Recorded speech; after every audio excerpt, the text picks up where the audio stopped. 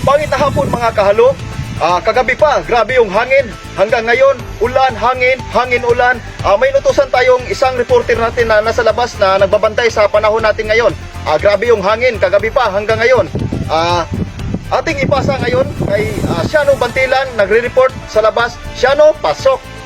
Salamat sa iyo, Ruel Bantilan. Kaya nandito na po ako ngayon sa labas ng ating bahay kasi marami na talagang dito, makasog na talagang mga hangin dito. Hindi natin maalam ng lagay ng panahon, naglulupad ng mga dahon dito.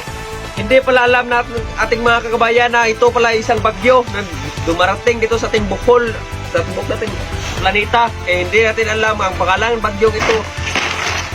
Ito pala ang bagyong Palo. Tignan na Berto. Kaya saglit lang, may pamanatan muna ako.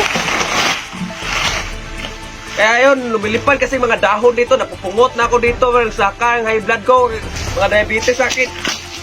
Hindi na kaya ng aking high blood, kaya balik sa iyo, Bantilan.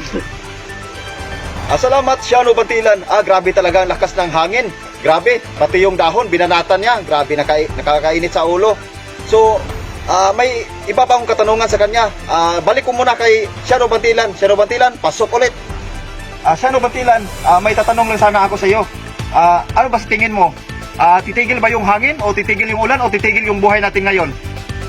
Kung hindi talaga titigil ang ang ulan dito, mga bagyo, hangin, ang titigil ito ating buhay, baka kukunin tayo ni Lord. At hindi ko na talaga magunta kakusog sa hangin dito kasi wala na ako pang electric fan sa bahay namin. Hindi namin alam kung yun palang dahilan kayo ng bagyong Palo. At hindi na talaga ako magdudugay dito kasi malakas ang hangin, baka kunin ako ni Lord. Kaya back sa'yo, Bantilan. Salamat Siano Bantilan. Grabe na talaga yung pinakamalakas na hangin, ulan.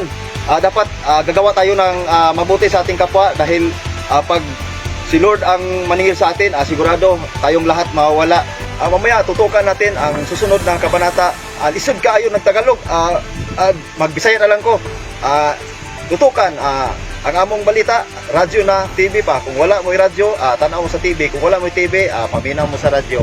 Kung wala girwan ng duha, tulog og sayo. Okay, salamat.